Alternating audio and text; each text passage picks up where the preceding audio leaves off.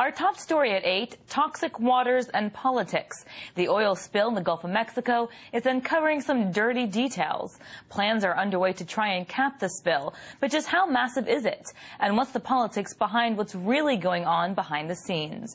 Investigative journalist and RT contributor Wayne Madsen joins me here in the studio to discuss this a bit more. Now, tell me a bit about the figures involved. How much money did Obama receive from BP during his campaign election? Well, we know that President Obama received more cash from BP than his two opponents, Hillary Clinton in the Democratic primary and John McCain in the general election. $71,000 doesn't seem like a lot, but more than Mrs. Clinton and Senator McCain.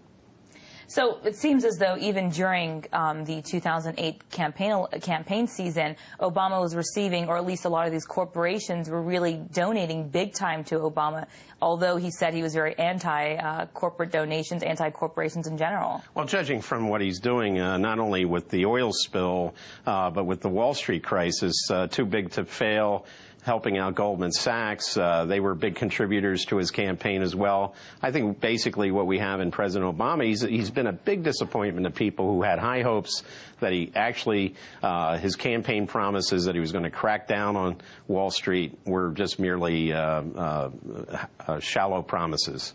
So, Wayne, are these corporations still sort of running the show here in Washington, affecting what's happening down at the Gulf of Mexico? Well, it's a carry-on from the Bush administration. Obviously, Bush, Cheney were, essentially big oil had control over the White House. We do know that the shutoff valve, that not only with the platform that exploded in the Gulf, but all the other platforms, Halliburton, that these shutoff valves were supposed to have been inspected by the Minerals Management Service, but apparently from my sources in the oil industry in the Gulf say that these were just rubber stamp operations. They really didn't do much in the way of any inspections. And we should recall it was the Minerals Management Service which collects royalties from the oil and natural gas industry for the drilling on federal property. They get the royalties. And we know that during the Bush administration, the Minerals Management Service was hit very hard on having, spending money on wild parties. There was, sex scandals and drug use and alcohol abuse. So we do know this track record with this particular agency. Sounds sort of juicy, but I mean, it goes back to how massive is this thing and how much is being reported or that we know about? Well, yes, and there's a real deficit gap in what is really going on in the Gulf of Mexico.